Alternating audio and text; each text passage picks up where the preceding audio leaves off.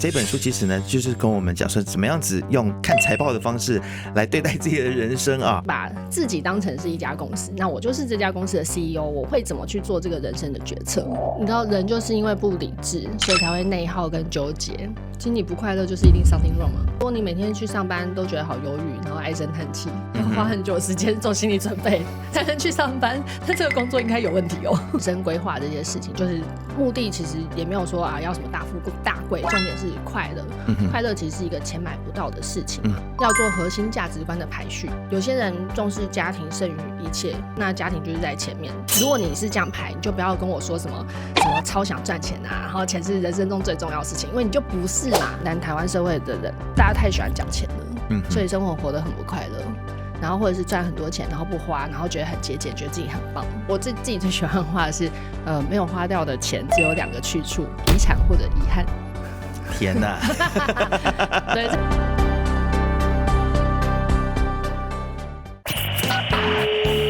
你好，欢迎收看别分财经所制作的，由别分财经所制作的。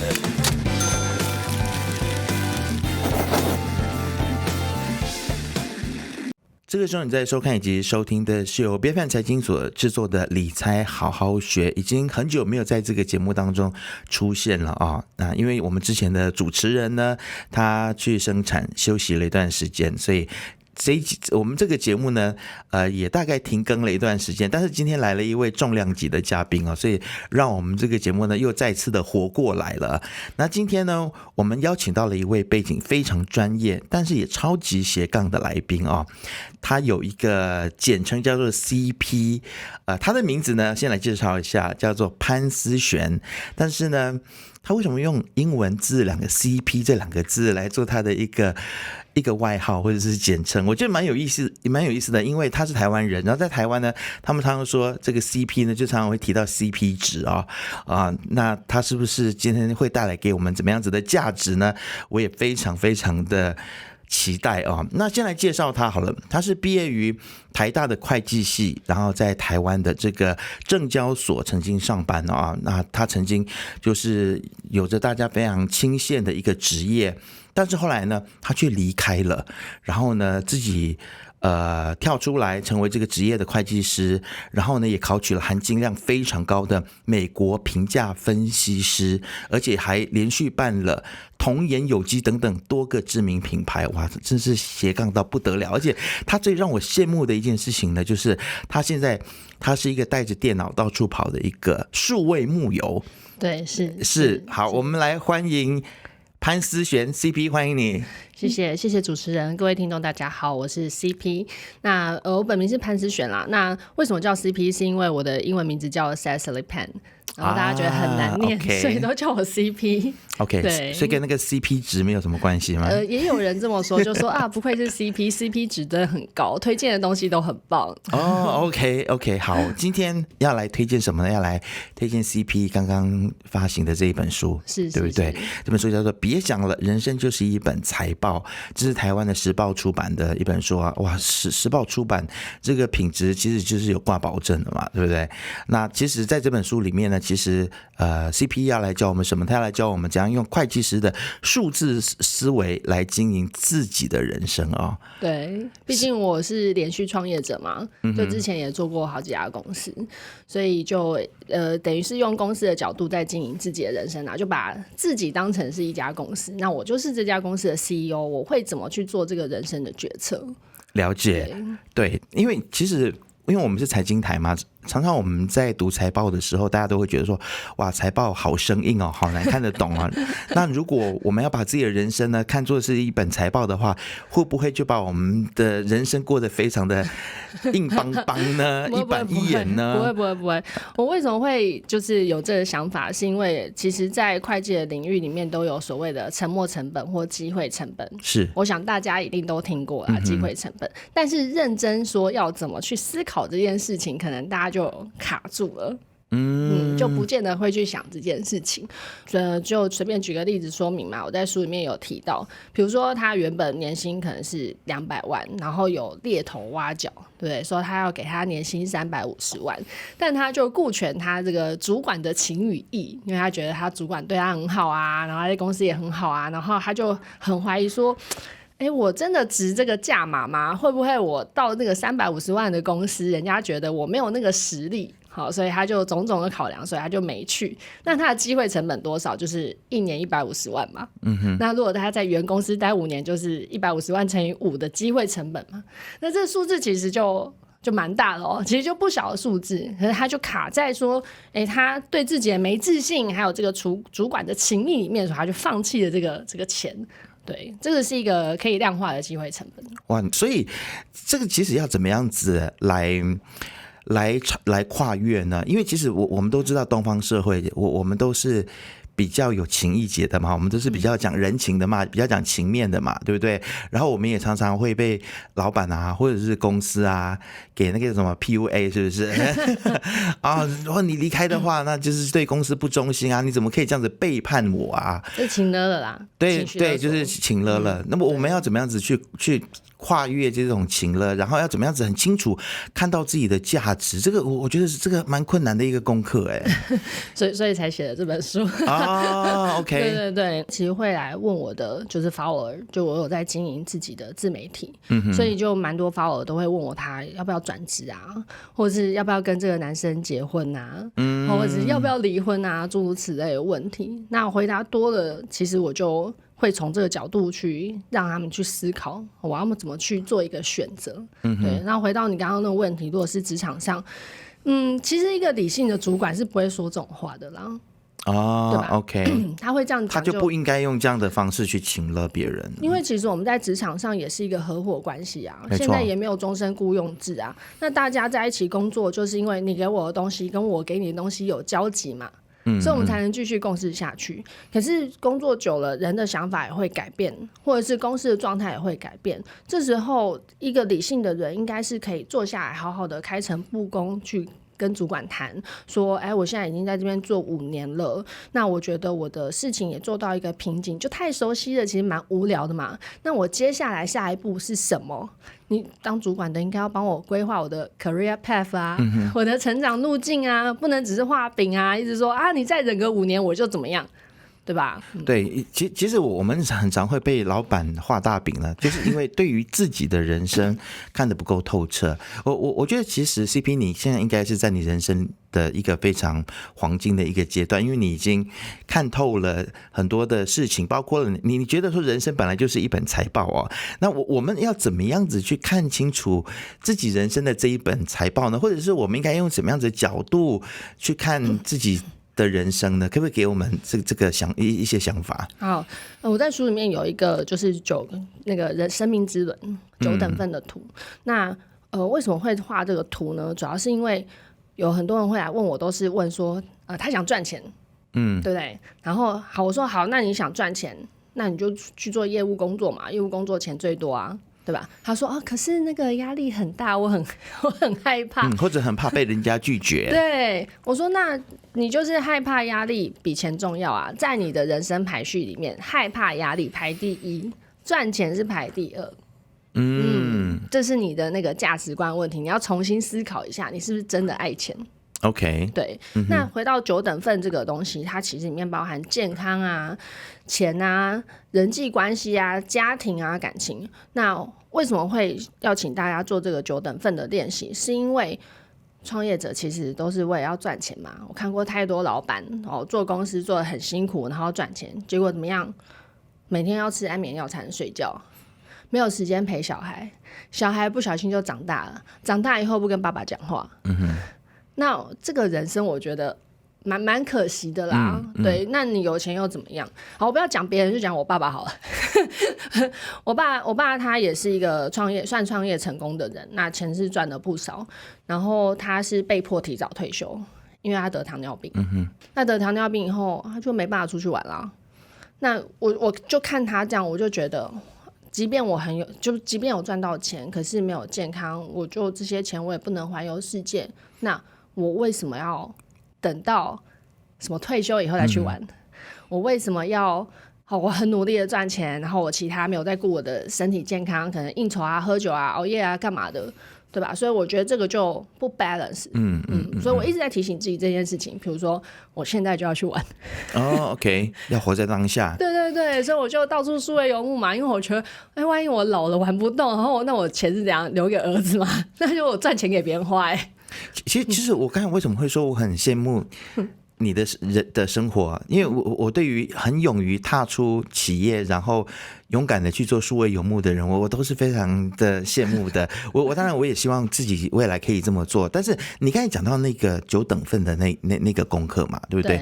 就是我们要怎么样只知道自己适不适合，比如说我是不是真的适合继续给老板 PUA， 或者是我是适合去当一个 YouTuber。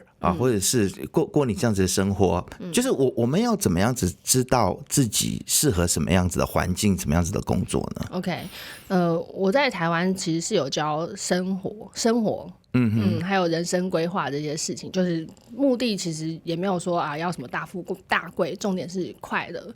快乐其实是一个钱买不到的事情嘛。那如果要做到快乐这件事情，要做核心价值观的排序，就像我刚刚讲的是钱重要还是压力重要还是健康重要，你要去做个排序，因为人生没有什么都要嘛。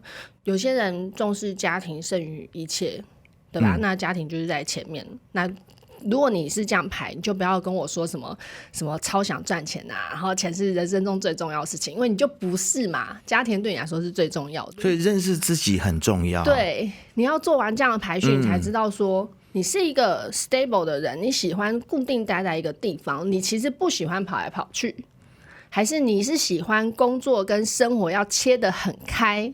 因为数位游牧的人，工作跟生活是混在一起的。OK， 对你这么讲，我很像就不太适合。对啊，大家只看到我每天滚来滚去，好像很快乐，但其实我的工作跟生活的边界是很模糊的，因为工作就是我生活的一部分。了解了哦，所以就是有一些 checkpoint， 就是有一些重点。你必须要去知道说你自己是一个怎么样子的，你喜欢怎么样子的生活，然后你才来做决定。要不然的话，我们常常就会看表面。对，看表面，然后我们就去过一个我们不适合我们的人生。对啊，那就是比如说去大公司上班嘛，因为大家都觉得去大公司上班很棒啊，但是大公司上班压力很大啊，那你可能躲在厕所哭啊，那你不会跟人家讲嘛？可是过得好不好你自己知道啊。对啊。其实，在你的书当中有提到一个叫做感情损益表，对不对？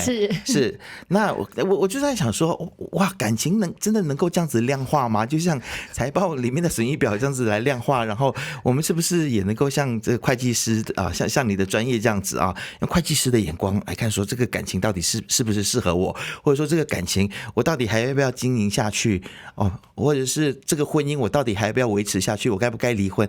我们真的能够量化，然后去很这么理智的去分析这个该不该走下去这件事情吗？你知道，人就是因为不理智，所以才会内耗跟纠结。那你被卡在那个关系里面，你就会一直在里面嘛，你没有办法跳脱出来看这件事情。所以我在书里面是有表格的。OK，表格你就可以去 check 说，你们的状态到底是赚钱还是赔钱？用一个很粗浅的形容词来形容啦，但其实就是耗能啊，对不对？你跟这人在一起，一定有快乐的时候，一定有不开心的时候。那不开心的时候，他的吵架方式他是怎么处理？他是拒绝跟你沟通，完全不跟你讲话，还是他会坐下来好好跟你谈？那好，比如说我们快乐的时候，我们可能获得的能量指数是4个前符号好了。那如果吵架，他就跟你冷战，然后呢，结束以后呢，他也不跟你讨论这件事情，哇，那就扣4个前符号，所以就打平。那我们接下来就看还有什么事情是加分还是扣分嘛？那最后就会有一个，你就知道说，哦，你到底跟这个人在一起是增加你的能量，还是减损你的能量？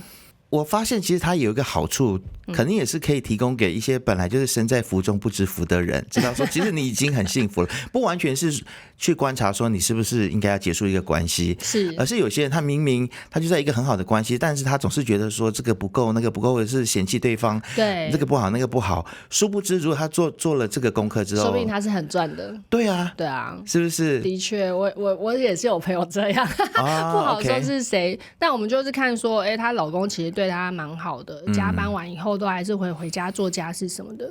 那因为她老公就是钢铁直男嘛，所以比较没有情绪价值，她就很崩溃啊，就会觉得说你为什么不怎么样，不怎么说什么什么的，然后她老公就一脸无辜，想说我到底做错什么事情。对啊，但是感情这个东西有的时候也是蛮感性的，它不完全能够用理性去判断。就是当我们用理性的方式去做出评估之后，但是是不是最后还是会落入一个感性的选择呢？感性的选择当然就是感受嘛，他做的事情让你的感受怎么样嘛，对不对？那这个量表主要是卡在这个关系里面的人很难理智的去思考，到底我在这个关系里面是能量减损还是能量增加，所以才叫你写这张表，写完以后呢，你就可以把他其实对你好的部分拿出来看，跟他对你不好好像扣分的部分也拿出来看，当然还可以再搭配价值观啦。如果说两个人是要走下去，要变成人生合伙，人生公司要一起经营，那这个价值观是不是相符？好，但是如果他是选择说我就是要把我生活当中的这个不良债务给处理掉，OK， 我不希望我的人际关系会在职场当中有这么多的呆账。对就像一间公司上市公司，如果他想做呆账的话，他可能就会被要求下市或者是就是公司可能就发展的不好。那我们人生也是一样，我们要很好的继续往下发展的话，那我们要如何去把我们的一些不良债务或消耗我们的这些人际关系的这些呆账给去除呢？我觉得你这题问得很好，这个需要下定决心。对，这真的需要下定决心。这个其实跟我们理财是一样的嘛，对不对？是人性的考验，投资是人性的考验。OK， 你清除呆账也是人性的考验。比如说你有一个朋友常常打电话跟你，然后他就超负能量。每次跟他讲完电话，你都觉得好累，但是你又想说我们都当了10年的朋友了，我跟他绝交是不是我这个人没有道义？但是你又很累，对吧？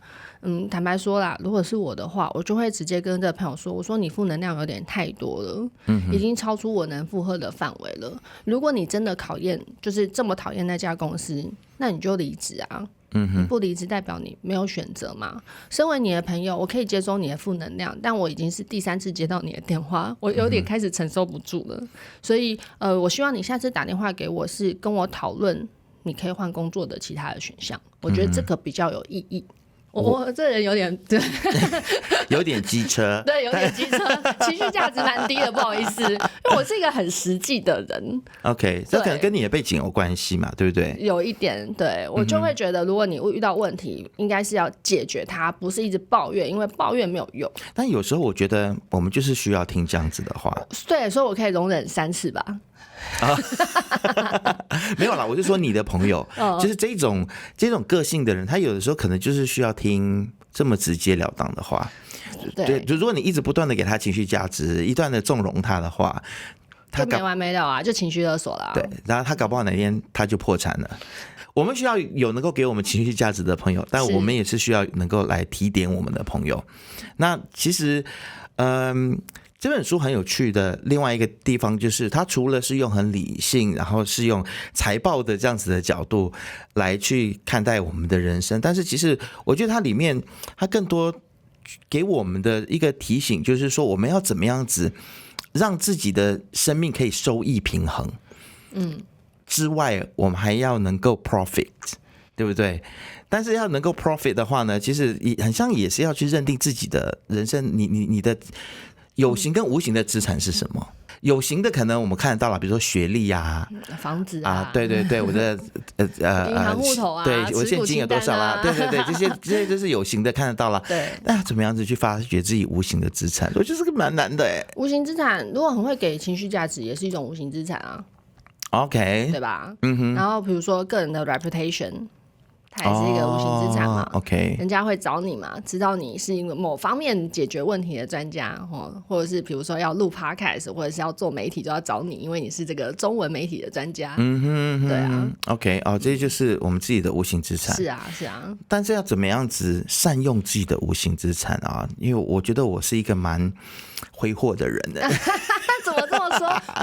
为什么会觉得自己挥霍？就是我总觉得我不知道是不够自信还是怎么样。就是我通常会对自己有的这所谓的无形资产，比如说我的做 podcast 的能力，我会免费去帮人家做。那你为什么要免费？不好意思，会计师又上升了。就是我会觉得说。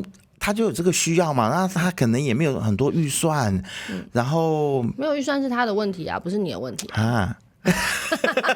对不起、啊，这句话很直接，对不起、当头棒喝。不是啊，你为什么要把别人的问题揽身上呢？或者是你就跟他谈我帮你做 podcast， 那如果你赚钱的话，你要分我嘛。这也是种方式啊。OK， 但是哇。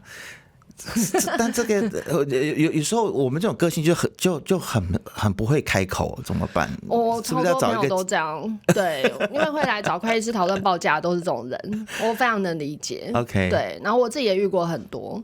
你要想，我们当会计师的人啊，会怎么样？半夜接到电话，说他爸爸过世了，想要问一个很简单的遗产税的问题。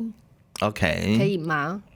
你知道我如果答应了一个，我就得答应10个。没错。我就没完了，而且还是半夜，所以我们一定收钱，这是我们专业人士训练出来的能力，不然我很难交代。我答应你，那我要不要答应他？那每个客户也都是朋友啊，那我要做到什么时候？也是对，那你已经是专业的 podcaster 了，这是你的能力，那要收多少钱是你要去决定一个公版的价格。好，那朋友来了，你不要自己谈啦，你叫别人谈，你叫助理把那个报价单给他。还是应该要找一个经纪人，对不对？可以，我为什么有经纪人，就是因为这样啊。因为我老板朋友太多，他们也会想要找我业配，然后寄产品来干嘛的。我一开始还在创业的时候，我其实都帮人家发文，我都没有收钱，因为我觉得没有多少钱啊，收这个钱不好意思嘛。那后来我没有再做品牌了，我还是一直收到，我就突然觉得很累。OK， 你知道，因为我没有东西，人家没有，就是我没有产品的啦，人家没有办法这样跟我交换，我就突然觉得很累，然后我就开始报价，报价就很尴尬，因为都自己的朋友，了解，所以就叫经纪人，我说你跟我经纪人谈，我又不用得罪朋友，了解，对对好，看是时候我要找一个经纪人了。好。我觉得还有很多我很好奇的问题想要请教你的啊，我们怎么样子去发觉我们的人生出了问题，然后我们怎样子设下停损点？其实你不快乐就是一定 something wrong 吗？不快乐就是 something wrong。对啊，如果你自己的感受很重要。对啊，如果你每天去上班都觉得好忧郁，然后唉声叹气，然后花很久的时间做心理准备才能去上班，那这个工作应该有问题哦。OK， 发觉问题是一方面嘛。对。那怎么设停损点呢？就是我用我自己的事情来举例好了啦。 OK， 比如说工作怎么设停损点？我那时候从4大会计师事务所离开，就是因为我发现我每天下班都在叹气。对，那我设的停损点是什么？因为我那时候要考会计师的 license， 我们就是一定要在事务所待2年才可以 active 这个 license，所以我设的停损点就是我要撑到2年。OK， 然后2年一满我就去离职单，就是给自己一个时间。对啊，因为我必须要让我的那个 license 有效嘛，所以我得待2年。那时候规定是这样子。OK， 对啊。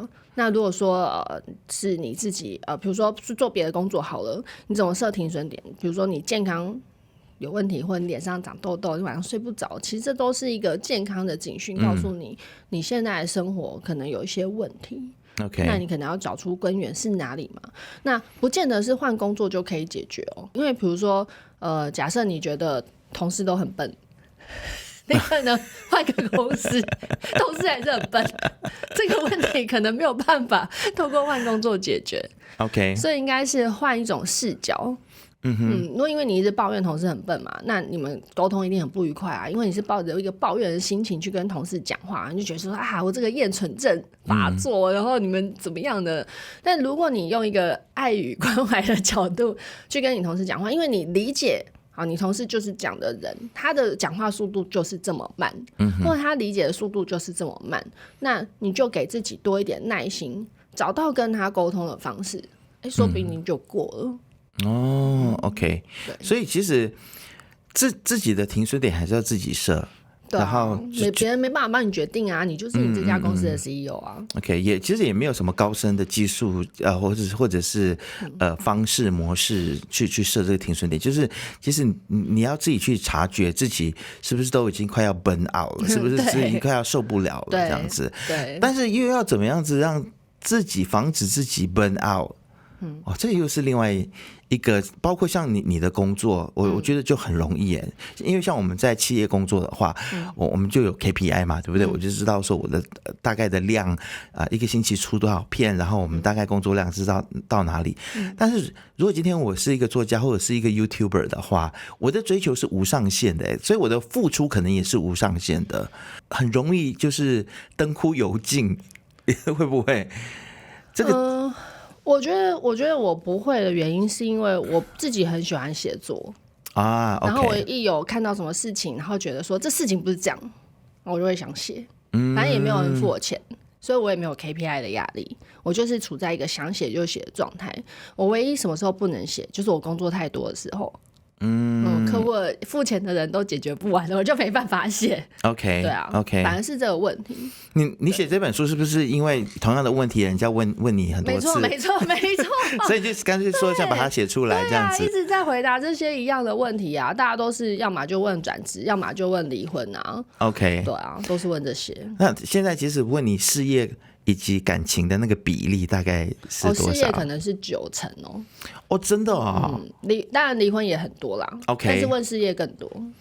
所以大家现在都还就是很在乎赚钱，自己事业超级多这件事情，多到一个不行。可能因为是会计师的关系啊 ，OK， 大家都会想要来问我赚钱的事情。好，其实因为我觉得台湾的环境可能跟马来西亚环境还是有差别嘛。那你自己两边跑之后，你会觉得说，两边的差异在哪里？就是可能来咨询你的人啊，他们问的问题是都大同小异的，还是你觉得两边有不太一样？因为我在这边都是接触到那个华人， OK， 马来西亚华人，所以华人的思维其实跟台湾人差不多OK， 那你这几天也是有人问我定价的问题啊，比如说跟客户报价啊，不知道怎么报告啊，对啊，然后或者是他要转职，或者是他工作很迷茫，可是他不知道该怎么思考，或者是他觉得自己其实没有什么能力，但我看他的工作明明就很好，然后也都有客户，你知道，就那种冒牌者症候群。台湾有这个词啊，我不知道这边叫什么。有，对啊，对，怀疑自己嘛，自己是不是真的是能够胜任？对，然后觉得自己好像一事无成什么的，其实问题都很像。OK， 但我听说马来人的问题不太一样，马来人是很乐天嘛。我听说的啦。我觉得有蛮一部分的马来朋友是这样，但他们也有很有上进心的。OK， 对，当然每个族群都有自己的属于自己的标签 stereotype 嘛，对不对 ？OK， 但现在我觉得我们社会越来越多元之后，可能华人也有很乐天的 OK， 也有过得非常的躺平的，是。我举个案例好了，如果一个人他真的是有你刚才所讲的那种，就是那个叫什么症候群，冒牌者症候群啊，那他觉得自己德不配位，对，哇，这个时候应该怎么样子来做自我的一个心理上的调试啊？我遇过超级多这种人多到一个不行。为什么现代人都会有这种？而且女生特别多哦，真的啊？对，不知道为什么，就是我遇到的女生特别，可能跟原生家庭有关系，特别容易中。对。那我其实这个方法很简单，就看大家要不要做。我讲过非常多次，就是你每天早上起来对着镜子里面的自己说：“你真的很棒。”这其实不是很难的事情对，可是你要连讲3个月。每天早上起来跟自己说自己很棒。对，或者你要换个词。你也可以，比如说你工作上有什么，我真的很正，也可以，就是或者是你想要特别达成什么事情，好 ，OK。然后那时候我要考会计师的时候，我每天都跟自己说你一定会考上，我就这样每天这样一直讲。然后后来创业的时候就一直说你一定会成功，每天这样一直讲。所以英文有一个词叫做 manifest， 对，就是我一直跟这个宇宙下这个订单，你要这样做也可以，它也是一个自我催眠术。OK，那你就会内化。内化到现在，有时候我早上起来还会不小心说你一定会考上，我想说，我已经考上了，我为什么还会说这句话？对 ，OK，但它真的有用，因为这种人就是不相信自己其实有那么好，那你要先假装自己很好，你才会相信自己真的那么好，这是一个内在心理的问题。如果在职场上面啊，另外一种情境，他不是自我怀疑，他是超级有自信，但是呢，他就发现说，可能在跟其他部门在协作、在配合的时候，有人在摆烂，所以常常在我们在职场当中会去思考说，我是不是应该把对方摆烂的那件事情啊，干脆我就把它做掉算了，就是这样子，我自己的掌控能力也比较好，那事情可能也比较顺，对啊，要不然的话，他整天被人家 PUA， 被人家请了，其实也蛮难过的。对，你通常遇到这样子的状况的时候，你会怎么样提意见？你觉得应该去把所有事情都揽在自己身上吗？我有遇过，我还在上班的时候，毕竟我也上班10几年才创业嘛，我有遇过，然后我的确那时候是把事情揽在自己身上，我不要跟这个人合作，因为我觉得我跟他合作我会花更多时间，我还不如自己做完。然后那时候老板希望我可以跟这个人一起做的时候，我说不要，你换个人。我真的好难相处哦，对不起。很直接，很直接。我说你如果叫我跟他做，我就继续自己做。对 ，OK， 对啊。后来呢？后来我就自己做完啊。OK， 然后所以你的 solution 就是你如果觉得应该要自己做的话，那你就自己做。因为那个人摆烂就是整个部门都知道的事情，就太明显了，他就是没有要做事。那我如果跟他一起合作，我会收包收不完。如果是一个正常的公司，这种员工是不应该存在，早就应该被 fire 了。对，那其实是主事者的问题，是主管也决定要不要把他 fire 嘛。可是我不是主管，我不能决定要不要把他 fire，可是我得让我主管知道这件事情，他自己要去衡量，因为他叫我做这件事情，我就会没有时间做别的事情嘛。那我的时间就卡在上面啊，是主管要衡量说我的能力要用在哪一件事情上。那我已经告诉他，我跟这个人合作，我只会更慢。所以我不要。那我也告诉他说啊，因为我得自己做完这件事情，我就会少时间做别的。但是他要考虑的事。OK， 那不是我的问题。对啊，其实说来说去呢，我觉得自己出来。从企业里面出来，自己做自己热爱的事情，可能才是最后大家对，所以后来才自己创业嘛。那创业以后就看更明白啊，因为如果说公司里面有这种人，你不处理掉，他其实是会耗所有同事的能量。没错，而且他会变能量黑洞。没错，然后你就会开始想说，哎，刚开始当老板的时候就会想说，啊，真的要把这个人砍掉吗？有点于心不忍你知道，后来久了以后，fire人速度就很快。但是你自己创业之后，会不会很怕看账本啊？会不会很怕去真的去看自己公司的各种各样的数字？不会啊，因为很多人会，特别是可能个性比较艺术家个性的人，就会比较。如果就是有对于那种很怕真的去看收益平衡的人，你会给大家什么建议呢？我这种客户很多就是设计师OK， 然后艺术工作者，我这种客户很多，所以他们找我啊。我帮他看啊 ，OK， 然后我看完以后，其实这种客户你寄报表给他，他会人生很痛苦啦，他也不知道从哪里看起，所以呢，最好的方式就是我帮他弄完，然后我解释给他听，我告诉他接下来要干嘛 ，OK， 然后跟他讨论，因为他有他想达成的商业目标嘛，那我又是一个很实际的人，我就会告诉他你的数字是这样子，好。你现在这样子没有办法达成你的商业目标，你得额外去多生什么资源，然后我就开始陪他盘点他的人脉。OK， 好，所以其实自己不擅长的事情或者不敢做的事情，就要请别人做。对啊，专业分工嘛，这社会不就这样？不要再努力一直去改善自己的缺点，太累了。所以不管是自己创业也好，或者是你要做数位牧友也好，要做 YouTuber 也好，就是不要把所有的事情都揽在自己的身上。你不擅长的事情，就请专业的人来做，这个很重要。我如果哪天当 YouTuber， 我一定找人来帮我拍跟剪，我绝对不会自己做这件事情。对，很多 YouTuber 就是想不开，我绝对不要自己剪。对，就自己就觉得我为了要省这个经费，那我就去剪，不然我就请 AI 帮我剪好了。我觉得初期可能可以，初期可能因为你可能你资本不够的时候，你自己剪无可厚非。但我看到那种100万 YouTuber 还在自己剪，我有点看不懂。他可能有强迫症发作，觉得这个一定要修到什么东西，然后他觉得他受不了。我猜可能是这样啦。好，但是如果我们回到财报的概念的话，就是说他当然这个 YouTuber 他肯定是擅长剪辑的，对，但是他可能更擅长策划、规划、管理、领导。对不对？应该不擅长管理跟领导。我说如果啦，他有比剪辑更擅长的事情，他是不是应该花更多时间在他最擅长的事情上面呢？因为我们人一天就24小时啊。是这样效益才会大啊。OK， 对啊，那 YouTube 流量高的话，它做最重要的功能就是负责露脸嘛，还有参与节目创意发想嘛，这才是最重要的事情。今天节目最后啦。可能想要请你再留一句话给我们的朋友啊，送给那些正在为自己人生账本苦恼的听众朋友啊，你有什么话想要对大家说？我想跟大家说，就是里面我自己最喜欢的话是没有花掉的钱只有2个去处，遗产或者遗憾。天哪！对，这也是我自己的感想，就是因为。我不晓得马来西亚社会是这样，但台湾社会的人，大家太喜欢讲钱了，所以生活活得很不快乐，然后或者是赚很多钱，然后不花，然后觉得很节俭，觉得自己很棒。我要把这期节目给我另外一半听。对，但就如果你没有花掉这些钱，那你是变成什么？变成遗产啊，遗产要缴遗产税嘛，那就是又要我赚钱的时候到啦。